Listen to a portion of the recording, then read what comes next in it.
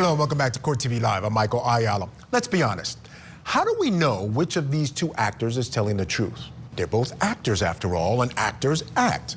Well, during the 2 days that Amber Heard has been on the stand, we saw sporadic displays of emotion as she recounted events that are horrifying and disturbing, to say the least.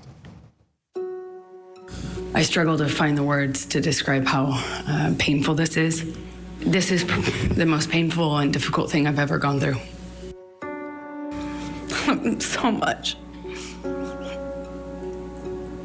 But he's the love of my life.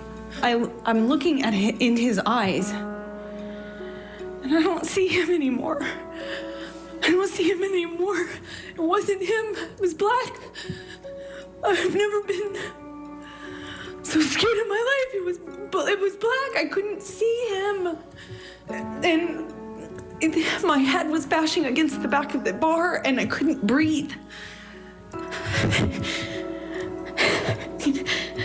Sorry.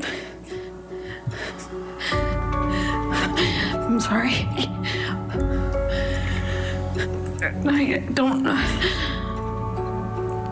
Please, I don't want to do this. I don't want to do this.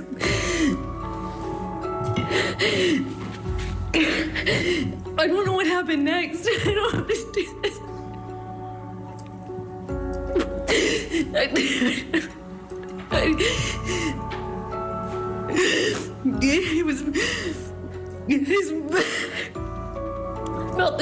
I felt this pressure. He on my pubic bone, and he thought he was punching me. This came out in Ben's evidence because he didn't share it until this date. Objection, Your Honor. Sustained. And so I recognized it. And I just looked right at him, just looked right at his face, leaned back, and headbutted me square in the nose. Just right as I stood in front of him. All right, I am very excited to welcome a special guest for this segment. Jury consultant and human behavior expert Susan Constantine is back with me. Great to see you, Susan. Still with me also, trial attorney Krista Ramey. Susan, I'm so happy you joined me because this is a tough one. We've got two actors taking the stand, and I want to kind of go through how we sort through this testimony. I'm sure you've been watching some of this trial. Amber Heard, she's been scrutinized viciously online across social media. I want to get your thoughts initially on her body language, how she's relating to this jury. Some folks saying they're having trouble connecting with her. I want to get your thoughts. Well, one of the things that I did, Michael, to really understand who she is, not only as an actress, but also as a person. So I went back and analyzed video going back to her early career. So when she was on different television shows and she took interviews, I'm trying to watch, her different times of emoting. What does she look like when she's just in a normal conversation? Then I'm comparing it to now. Now she's in the spotlight. She's right here in court, and she's telling this story about her abusive relationship. So when I'm watching her body language, I'm looking to see if her words are syncing, whether her facial expression doesn't match. So overall, what I'm seeing with her is this animated, overarching, overly expressive expressions. The other thing that I'm noticing, where's the tears?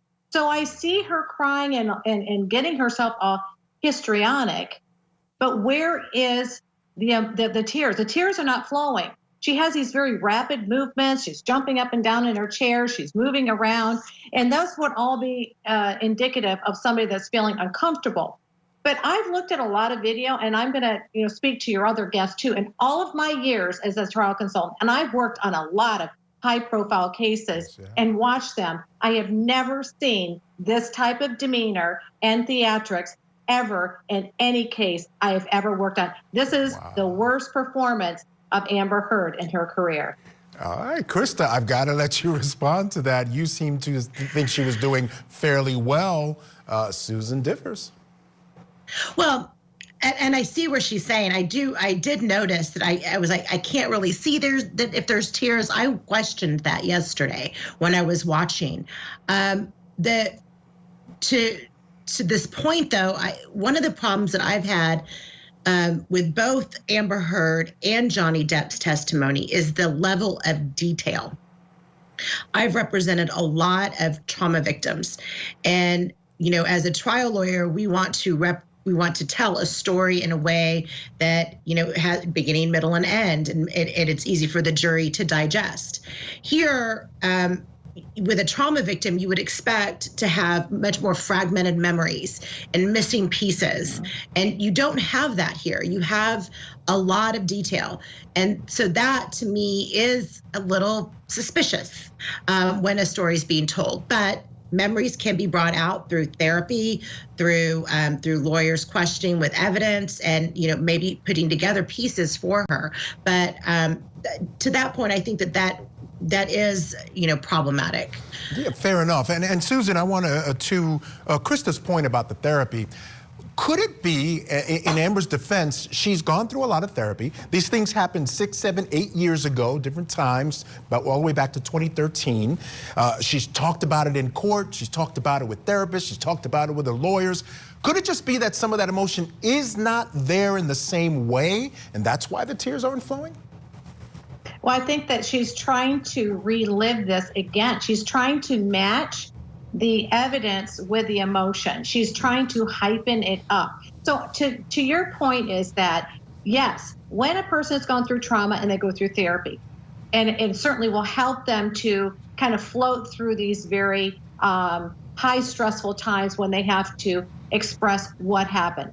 But here's there's just so much I'd like to share with you. If she had gone through all of this therapy, and if she had PTSD, did she go through EMDR therapy? If she went through EMDR therapy and somebody were asking her questions that would create a feeder memory, taking her back into the subconscious mind, bringing it forward, like replaying a tape again, she would more easily be able to flow through those, because what she's learned to do is to nullify some of those triggers.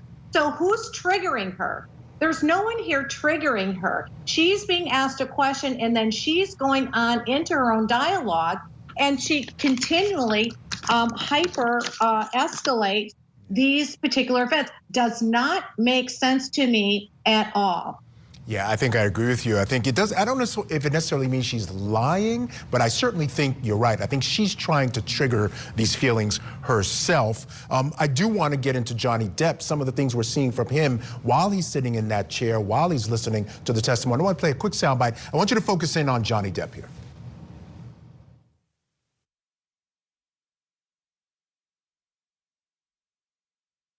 What, if any, penetration was there in your vagina? With the bottle. Yeah. I can't believe I'm so sorry. To do this. I am so sorry.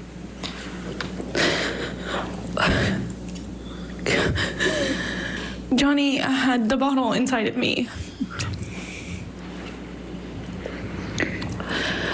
and was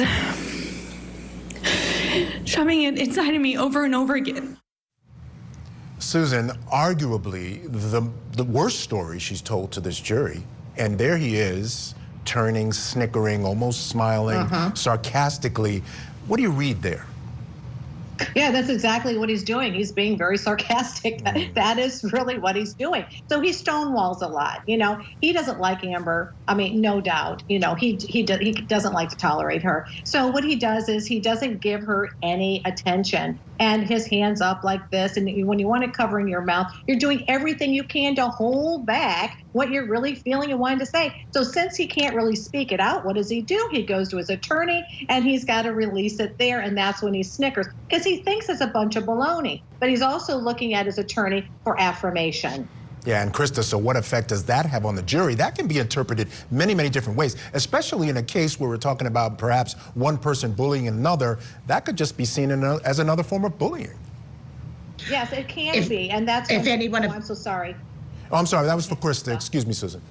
Oh, no, I was going to say that if I ever had a client do that, and I have had clients that have gotten a little bit reactive during trial when the other side is testifying, and it is bad. You cannot let a jury see you react that way, because if this jury believes this witness, if they are thinking that Amber is being truthful and describing a horrific act of sexual violence, and then they look over and seeing who now they think potentially could be the perpetrator of that act, snicker about it, I think it does not play well. So, hopefully over these next 10 days, his lawyers talk to him about, proper courtroom etiquette and decorum, because this is not it.